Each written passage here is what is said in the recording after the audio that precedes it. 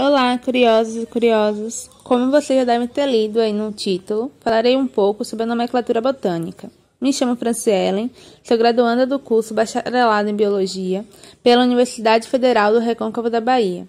Esse trabalho foi solicitado pela disciplina de Morfologia e Sistemática em Criptógamas pela docente doutora Lidiane Auna. Bom, para interagir com as maravilhas presentes na natureza, são precisos nomes que descrevam a variedade de formas que encontramos. E para solucionar isso, foi criado o CINB, que significa Código Internacional de Nomenclatura Botânica. Como vocês podem observar, eu selecionei aí no slide algumas imagens e formas que a gente encontra na natureza, como flores de diferentes quantidades de pétalas, até essicatas, que é bastante utilizada e feita nos laboratórios de herbários. Bom, que tem como objetivo a padronização e aceitação mundial, através da identificação, classificação e atribuição de nomes e organismos. O nome binominal, que é uma ferramenta essencial para a comunicação científica, que é composto por duas palavras, sendo uma indicando o gênero, seguida pela espécie ou epíteto específico, que foi proposto por Linneu, que é considerado o pai da botânica, no qual usamos até hoje e provavelmente por mais e mais séculos. Mais tarde, naturalistas e botânicos perceberam que era preciso a elaboração de normas para trazer ordens, regras estas intencionalmente reconhecidas e aceitas. Foram realizadas muitas reuniões e assembleias com vários botânicos de diferentes nacionalidades. Para você ter uma noção, desde 1967 até 1930, até que em Cambridge foi decidido o Código Internacional de Nomenclatura, com função e nome internacional, o CINB, que é composto por princípios, regras e recomendações, que ficaram estabelecidas em 61 artigos. Ele foi atualizado numa nova Assembleia em 2011. E mudou para o ICN, pois foi acrescentado outros reinos, como o reino das algas, fungos e plantas. Bom, uma das mais importantes normas é a regra da prioridade, que nos diz que o nome mais antigo tem prioridade sobre o outro. Isso para nomes da mesma espécie da categoria hierárquica. Essas categorias hierárquicas eu vou falar um pouquinho mais um pouco à frente. Outra norma é em relação ao nome científico, que são expressos em latim, que é independente também dessa categoria hierárquica e sua origem. Em relação à escrita, que digitado e manual tem uma diferença. Quando digitado, ela deve ser destacada em itálico. E quando escrita à mão, deve ser sublinhado o nome da espécie. Onde a escrita do gênero, a inicial deve ser maiúscula, e quando você for colocar a espécie ou epíteto específico, a inicial tem que ser minúscula. A parte da gramática ela é organizada em categorias hierárquicas, a que eu lembrei um pouquinho lá atrás, que são bem descritivas, como reino, filo, classe, ordem, família, gênero e espécie. Mas uma das maneiras para você fixar essas categorias é memorizar essa palavra, reficlofrage. Mas o que significa essa palavra? Ela faz referência às iniciais de cada categoria.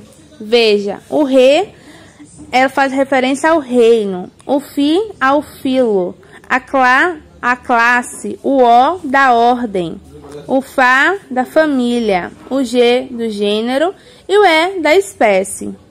Assim fica fácil lembrar.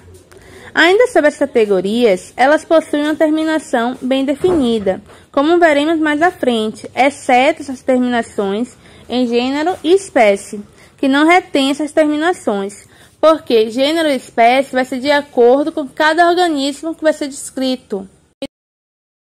Convido vocês a praticar todo o conteúdo que a gente trabalhou no decorrer desse vídeo. Nesse primeiro exemplo, eu escolhi as orquídeas, que são exemplos de angiospermas.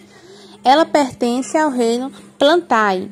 A gente fala Plantae, apesar que é escrita com ditongo AE, Na pronúncia, se pronuncia air, plantae.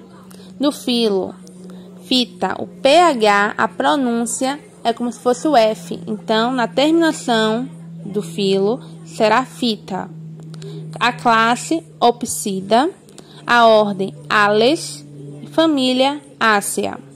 O gênero e a espécie, elas não têm uma terminação fixada, porque vai de acordo a cada espécie a ser identificada, ok? Então, vamos passar para o próximo exemplo, no qual você vai fazer junto comigo. Bom, nesse exemplo, eu já entrego a vocês o nome popular dessa flor, que ela é conhecida como jasmim azul, o nome científico, composto por duas palavras. A primeira é o gênero, onde a letra inicial é maiúscula, e a espécie ou epíteto específico é minúsculo. Então, agora eu quero que você pause o vídeo e responda o reino, o filo, a classe, a ordem, a família, o gênero e o epíteto específico, que eu já entreguei a vocês. Bom, passado 1 minuto, eu espero que vocês já tenham feito, vamos dar o gabarito? O reino, acredito que vocês colocaram, plantae, o filo, ordem, Caryophyllales, pertencente à família Plumbago Ácea, e a parte do gênero, você vai colocar o Plumbago, e a parte da espécie Auriculata. Lembrando sempre, espécie inicial minúscula, gênero inicial maiúscula. Prosseguindo, vamos para um novo exemplo. Nesse exemplo, eu escolhi a rosa gálica, que é o nome científico. Ela é mais popularmente conhecida como a rosa de Provença. Normalmente a gente encontra em arbustos espalhados no jardim de muitas casas. Você pausa o vídeo e completa aí essa tabelinha. Passado 1 minuto, vamos ver que você conseguiu acertar?